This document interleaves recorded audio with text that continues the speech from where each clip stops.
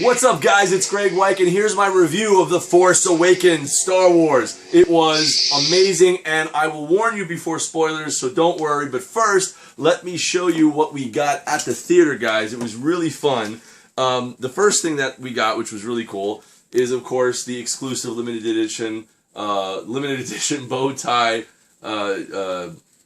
Ziegfeld cups that you see here. The incredible poster, which is awesome. I don't know if you guys can see this, but there's a special gloss to have a contrast to the matte poster. So this is like a semi-gloss. This is a high-end rich gloss, completely different plastic. I don't know if it's a UV coat or whatever on the letters, which is kind of cool.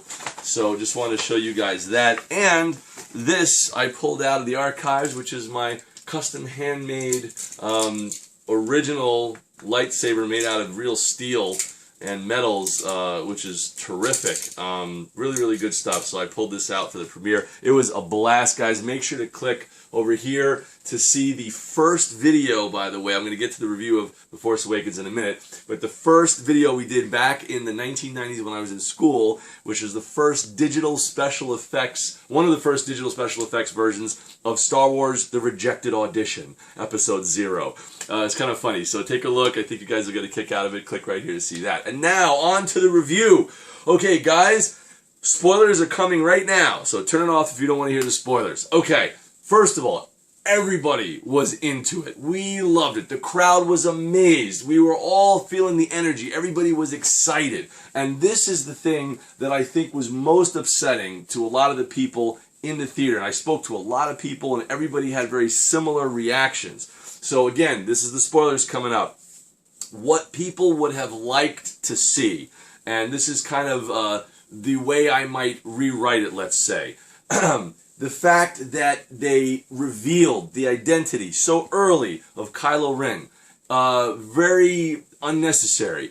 I think, as a comic book artist or writer, that it would have been more impactful if they never said who Kylo Ren is until Han, big spoiler, until Han walks up and looks at him on the ramp, and that's at the moment he should have said, "Son." And then you realize for the first time it's his son. That would have been much more powerful, the impact of that.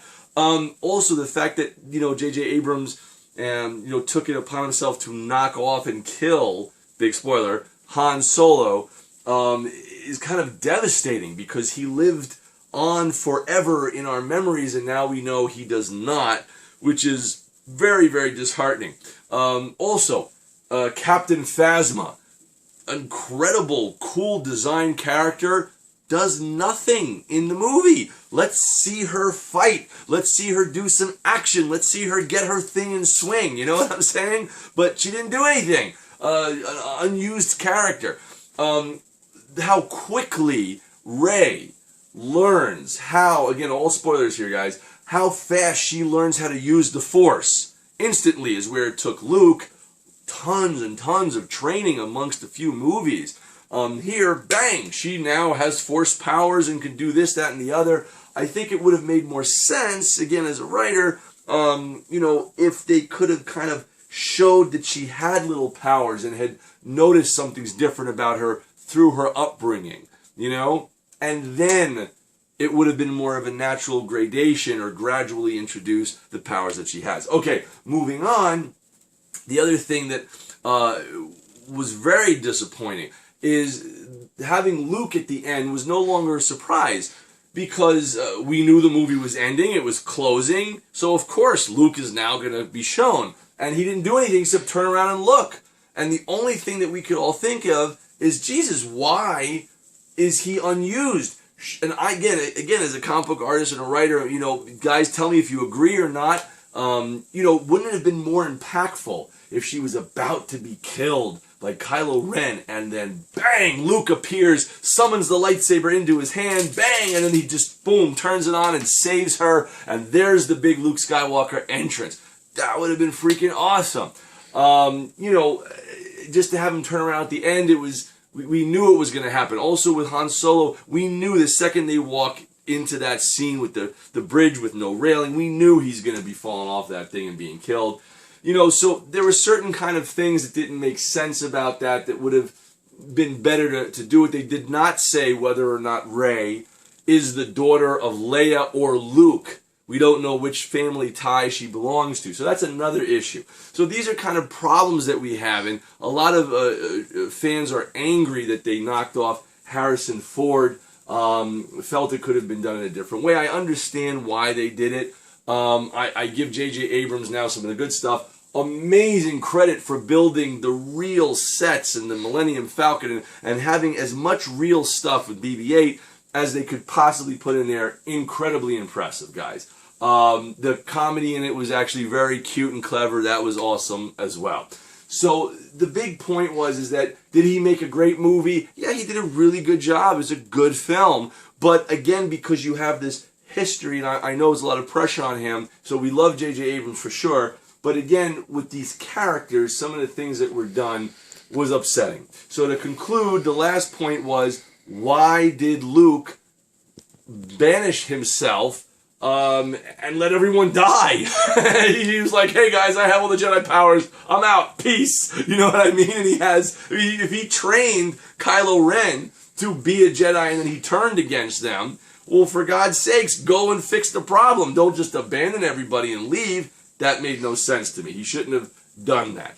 I'm sure they'll explain it and do some more in the other, sequels to come. But it was a great experience with the crowd. I loved being there. I loved seeing it. Also, we saw it in 3D at the Ziegfeld, one of New York's oldest movie theaters. It's about 50 plus years old. And the original Star Wars movies were shown there as well. So it was great to be back in that piece of history with my friends and just have a great time. So anyway, guys, post your comments. Did you like it? Did you hate it? Did you agree? Did you disagree? All I ask is that in the comments you put spoiler before you give a spoiler to talk about it, as I've done here in the video. Please make sure to subscribe for updates, and you can see some of our premiere video going there, which was really fun by clicking on our videos. We also got this cool Galaxy Premiere bag, which was kind of fun. So hope to see you guys soon. Looking forward to some more updates and some more exciting things to come. For those of you who don't know and you're asking what the heck is this stuff here, my name is Greg Wyke. I'm a comic book artist and writer.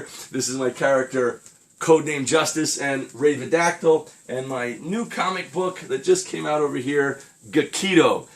This is co-created and written by Brandon Wilson. I drew it and co-created the character with him. It's really exciting, so pick up issue number 1 if you get a chance at beyondcomics.tv.